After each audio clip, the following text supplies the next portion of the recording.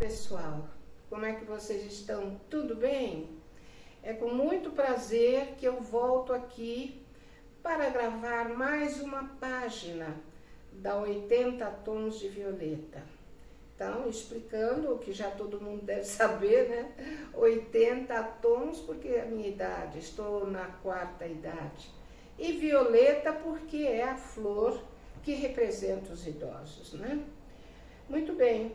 Inicialmente, eu quero ler um texto que falou muito ao meu coração e que eu acredito que também vai ser interessante para vocês. Então, diz assim: a vida fica muito mais bonita quando a gente aprende o que deve ser guardado e o que deve ser deixado para trás. Não carregue pesos que não são seus. O excesso de bagagem só cansa a caminhada. Leve no peito apenas o que te ilumina, a gratidão pelos dias bons, o aprendizado dos dias difíceis e a certeza de que o melhor de você ainda está por vir. Caminhe leve, viva o hoje e confie no seu próprio ritmo. Essas palavras traduzem o meu pensamento nesse momento, entendeu? Porque viver no passado é um peso enorme, é uma bagagem que você carrega sem sentido algum.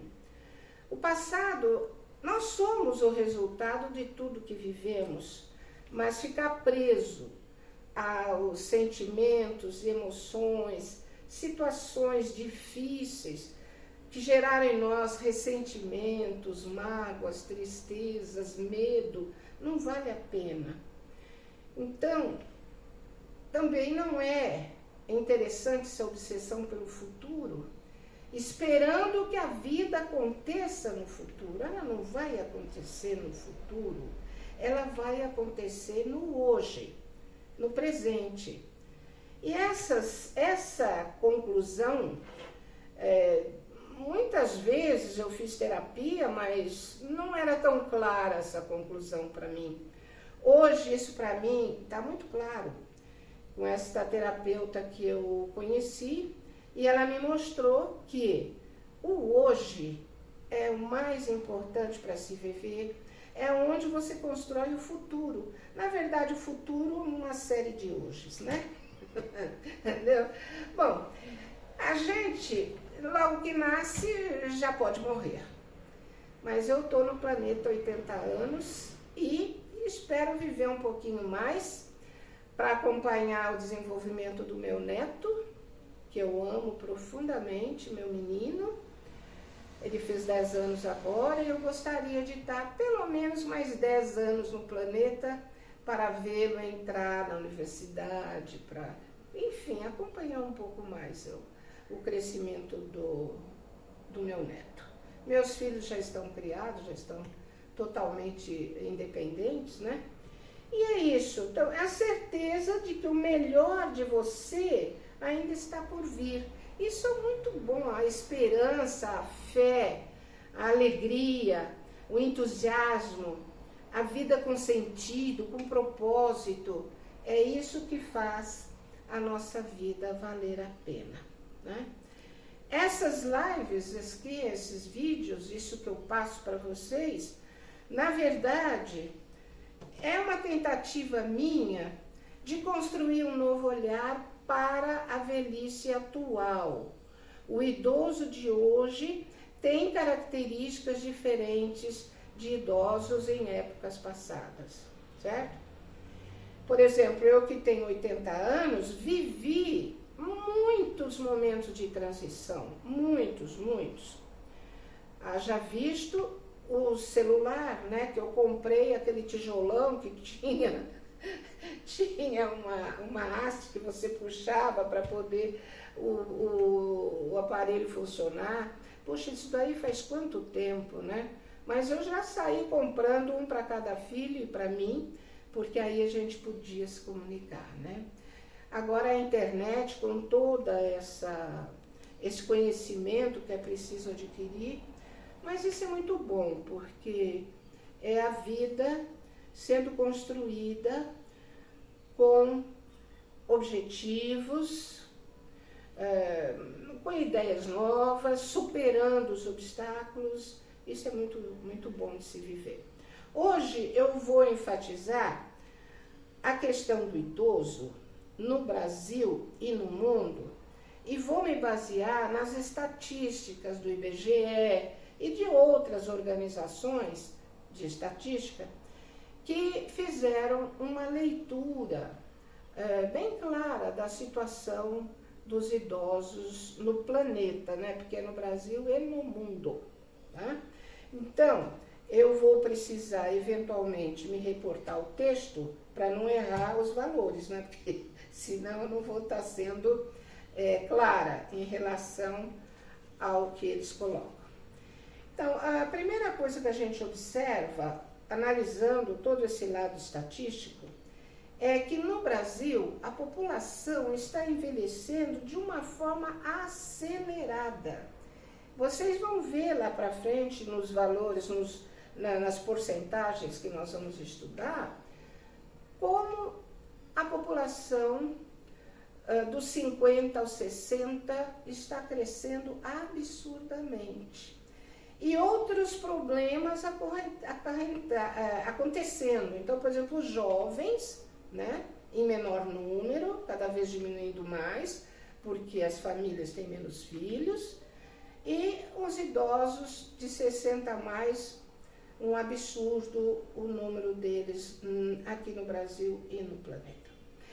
Esta análise tem como objetivo a gente entender, né, como é que está essa situação agora, como os jovens poderão se prevenir para um futuro, em termos de aposentadoria, né, e para os idosos que estão vivendo 60 a mais e 80 a mais, perceberem o que eles podem fazer na vida atual, que eles sejam mais saudáveis, mais felizes, que eles se sintam incluídos, porque o idoso no Brasil é muito desqualificado.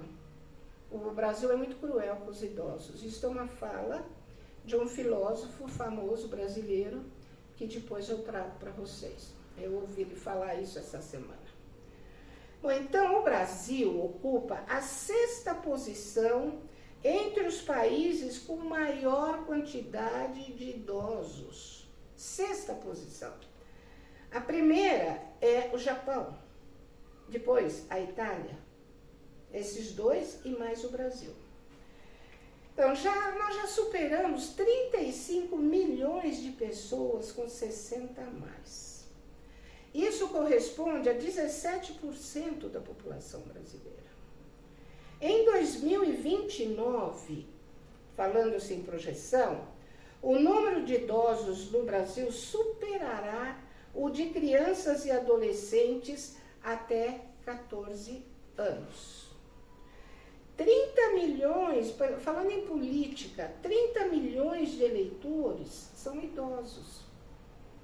Na legislação atual, se não me engano, a partir dos 70 você não é obrigado a votar, né? Mas veja bem que as pessoas já estão chegando numa idade ainda mais avançada. E ele tendo condições, sendo lúcido, consiga fazer essa crítica política e escolher um candidato, eles são eleitores em potencial. Aqui nesse artigo eles falam muito sobre isso. O número de eleitores com 70 a mais pulou de 11 milhões e 300 para 13 milhões e 500, comparando esse valor com 2016, que foi na última eleição.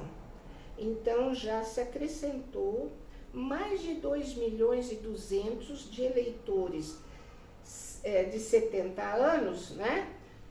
Nessa eleição próxima agora que vai haver. 8.784.004 idosos estão entre 70 e 79 anos. 4.658.495 idosos entre 80 e 99 anos. São muitos milhões, né?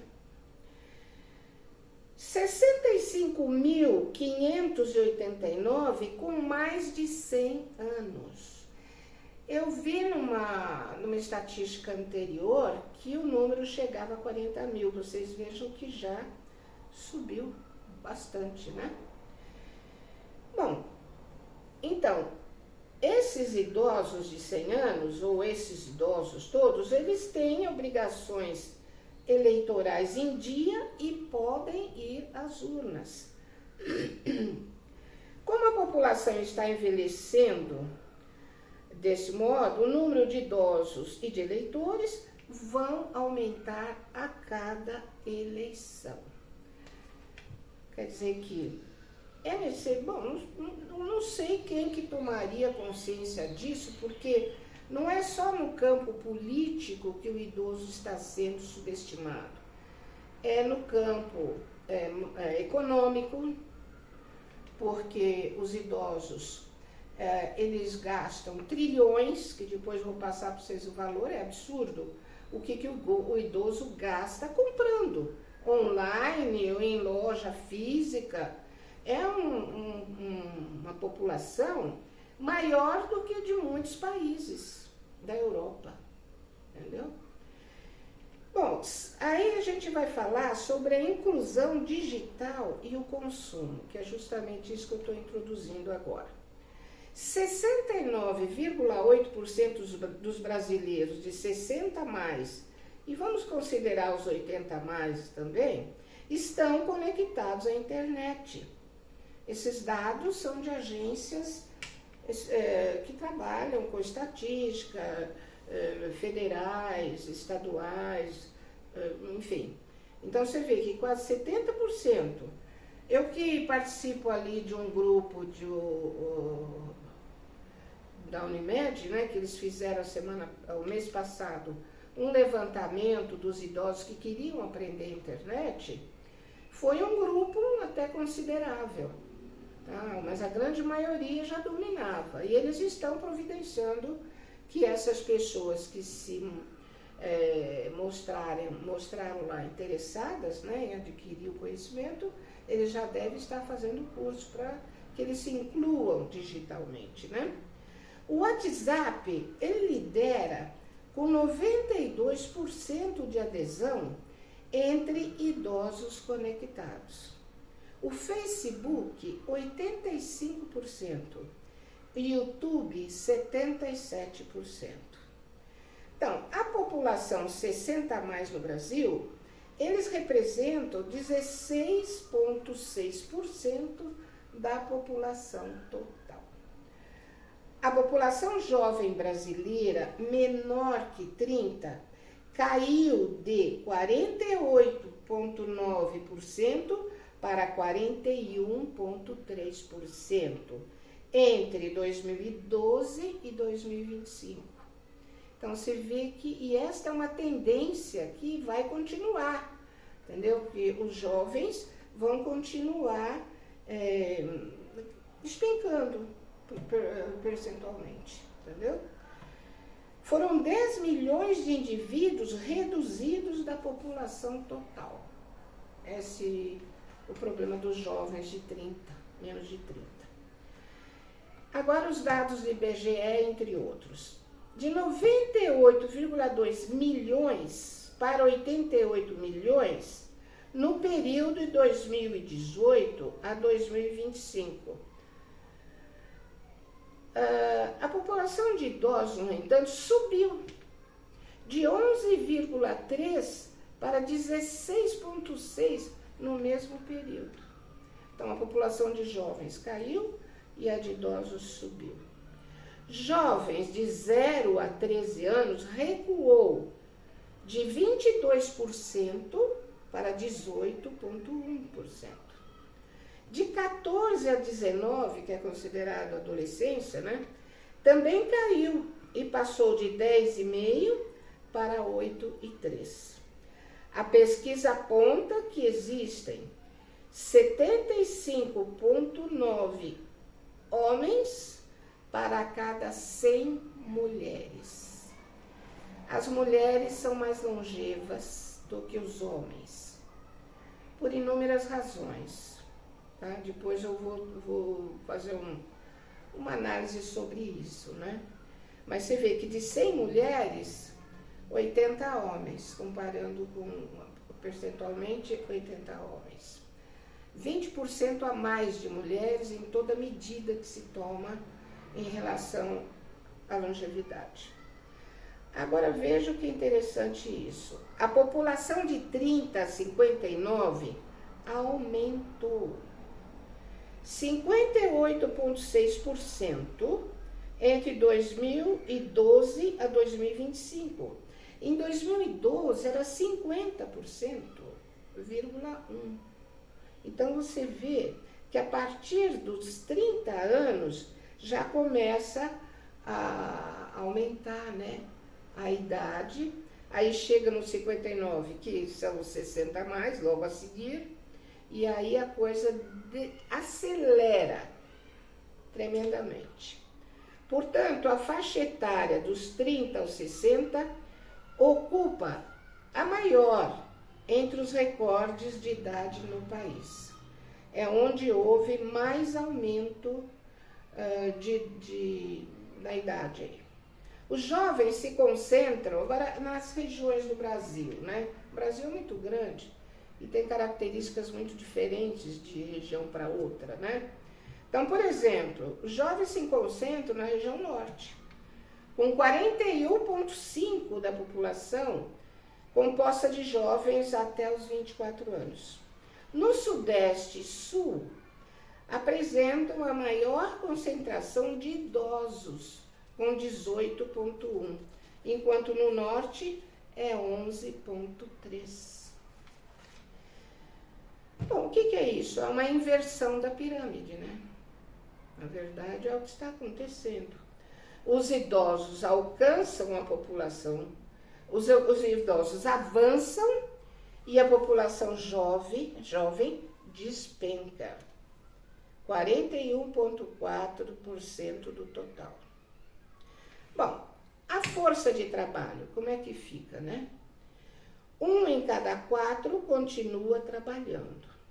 53% atua no mercado informal, porque a situação econômica do Brasil leva a esse tipo de escolha, né? Informalidade mesmo. Na questão da política, 1 em cada 4 dos eleitores são idosos. E o Brasil tem se transformado em um jovem de cabelos brancos, que é o que é muito citado no momento, né? Bom, essa é a situação do Brasil em linhas gerais, porque se você entrar na internet, você vai encontrar muito mais dados, mas eu não vou ficar aqui falando mais sobre isso, eu só quero que vocês percebam a realidade da velhice no Brasil e no mundo, o que a gente vai poder fazer, né, os jovens principalmente fazerem, porque é muito provável que o sistema previdenciário seja muito abalado, né? Porque se nós temos poucos filhos, os casais tendo poucos filhos, menos jovens, quem vai contribuir para o INSS? E os idosos vivendo demais. Eu com 80 já tenho 20 anos de INSS. Quem vai chegar no 100 vai ter quanto? 40? Será que o INSS vai aguentar esse tranco? Entendeu? Então são políticas públicas também. Como acontece em São Caetano do Sul, que a prefeitura contrata, claro, não são pessoas CLT nem nada disso, mas elas contratam idosos que podem ser úteis na sociedade e recebem um valor para complementar a sua renda. Porque ser velho é muito caro. Ser criança é caro, mas ser velho também é muito caro. Os planos de saúde aumentam drasticamente os valores, os remédios, se a pessoa tem algumas alguns problemas de saúde, ela gasta muito ao mês, né? Enfim, são muitas coisas que tornam a vida do idoso bastante onerosa, entendeu? Se você não pensar nisso quando jovem ou na meia-idade, você vai ter problemas de sobrevivência. E a gente precisa viver com dignidade, né? A dignidade é fundamental. Bom, agora no planeta. Aí partimos da seguinte palavra, o planeta grisalho. Não sou só eu que sou grisalho. É o Brasil e o mundo, certo? Então nós temos no planeta 830 milhões de indivíduos com mais de 65 anos. 65 anos ou mais, certo? A projeção para 2050, e não está muito longe, né? Nós estamos em 2025, daqui 25 anos, a expectativa é de que existam 1 bilhão e 600 milhões de idosos existindo, ou seja, 16% da humanidade do planeta, né? Tá certo? É muita coisa. Bom, a quarta idade, que é 80 a mais, e que é uma idade que agora é observada, né? Porque era 60 a 80, já achava que pô, o velho viveu bastante, né? 60 a 80 tá bom. Mas agora os velhos estão teimosos, eles querem ficar no planeta. Então agora nós já temos a quarta idade, que é 80 a 100 ou mais. Ou mais. Então a quarta idade é o grupo que mais cresce. Olha que coisa incrível. São 426 milhões até 2100. Bom, é até 2100, é bem elástico, né? Mas é bastante. Até 2030, 80% dos idosos viverão em países de baixa e média rendas. Vocês imaginam qual será a qualidade de vida desses idosos? Vivendo tantos anos, né? Alguns países sem aposentadoria, sem ajuda nenhuma, enfim. Também com a dificuldade de aceitar a inclusão de idoso no mercado de trabalho, claro, informal, vai ser informal, só informal. Mas é um problema social bastante grave e nós vamos analisar a questão do Japão, que não vai ser, eu não vou tratar nesta live, mas eu vou tratar sim, muito embora eu tenha sido casada com japonês, eu tenho muito apreço pela família do meu marido, foi uma família muito grande, 11 filhos, meus sogros vieram de Nagasaki, naquele navio famoso que trouxe os japoneses do Japão para cá, 1940 e pouco, antes disso, porque antes da guerra, né? Se eles tivessem permanecido em Nagasaki, poderiam até ter sido mortos, né? Mas ela com 19, ele com 21, e vieram para o Brasil com a cara e coragem, sofreram absurdamente aqui, por inúmeras razões, mas principalmente quando o Japão declarou guerra aos Estados Unidos, né? Então eles eram perseguidos, eram assassinados, e eu gostava muito de conversar com a minha sogra japonesa, era um bibelozinho de 1,5 m, uma gracinha. E meu sogro, um homem muito, que eu respeitei demais.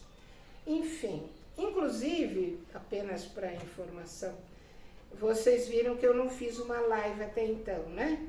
É porque eu estava viajando para Petrópolis, onde nós fomos comemorar os 93 anos de uma das minhas cunhadas japonesas. Por quem eu quero muito bem, foi uma cunhada maravilhosa, ela é uma pessoa maravilhosa. Então nós fomos até Petrópolis, lá houve um almoço onde a família que podia estar lá se encontrou, e foi uma situação muito agradável, onde a gente pôde curtir a Ideco nesses últimos momentos de vida dela, porque ela começou agora com demência, né? Então, antes que ela esquecesse todo mundo, nós estivemos lá para dar um abraço. E também, se ela esquecer, não tem importância. Foi muito bom. Foi um ato de amor dela conosco e da gente para com ela. Então, você vê, 93, né? Os pais dela, quer dizer, meus sogros morreram com 82 e 84, quer dizer, não chegaram, não caminharam tanto, né, na longevidade. Mas alguns dos filhos morreram até com 60, bem prematuramente, e outros estão já alcançando mais idade, né? Então, até 2030, enfatizo mais, 80% desses idosos vão estar vivendo nesses países de baixa renda. O que é possível fazer aqui no Brasil para que minimize o sofrimento desses idosos, né? A proporção de trabalhadores de 25 a 64 anos despencará de 8 para 4,3, certo? Até 2050. Então, além da gente ver que agora existe todo esse aumento absurdo, né? Das terceira e quarta idades, tem essa questão também dos trabalhadores, né? Os trabalhadores de 25 a 64 anos, que são os anos que, se a gente for pensar em termos de INSS, que há contribuição, né? Que eles podem contribuir para que permaneça existindo o INSS. Mas há de despencar de 8 para 4,3 em 2050, de trabalhadores, né? 2050. Bom, então nós temos países super envelhecidos. Um é o Brasil. O Brasil é o mais acelerado. É o que aumentou mais aceleradamente o número de idosos a partir dos 60, dos 59, 60. Agora, no Japão, a população é 30%, na Itália, 25%. A idade mediana no Japão é 49,5%, na Itália, 48%. A expectativa de vida no Brasil é 76,6 para mulher, 73,3 para homem. Agora, imagina no Japão.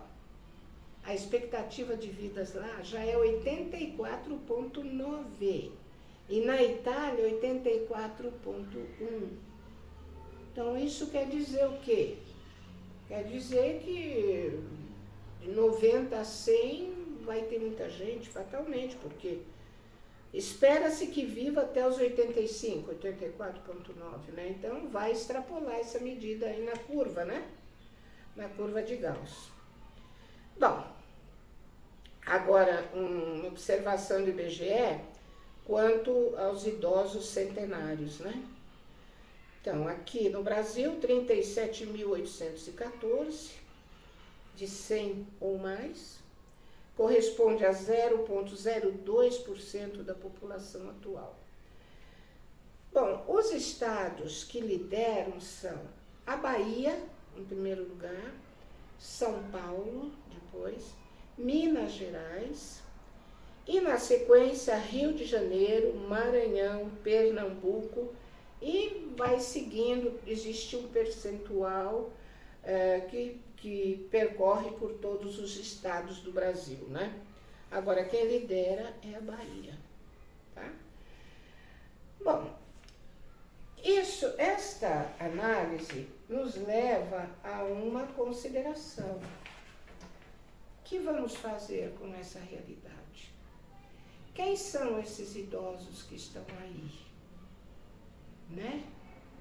Se um idoso, antigamente, chegava aos 60, ele já era excluído do ambiente de trabalho automaticamente, né? Aposentou, acabou.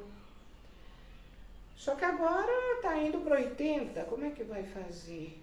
Eu acredito que vai ter alguma mudança, vai ter que ter, né, um novo olhar sobre essa questão.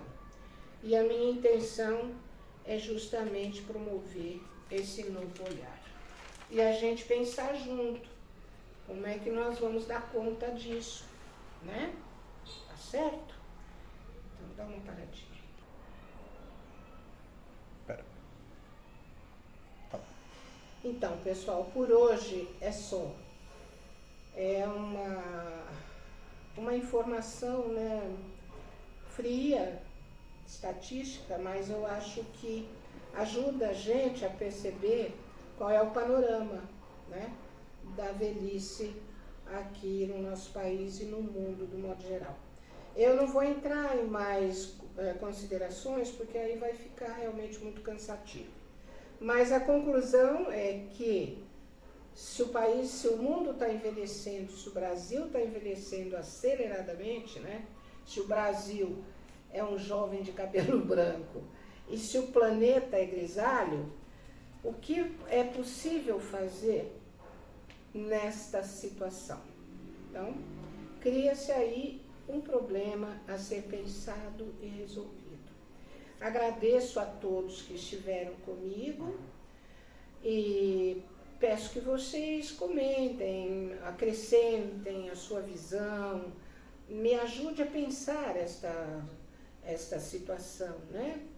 Mesmo que você não seja considerado idoso, de 60 a 80 mais, mas até você mesmo, de 50 a 64, de 25 a 64, ou de 50 a 59, que são as fases da vida que vocês vão ter que repensar essa questão.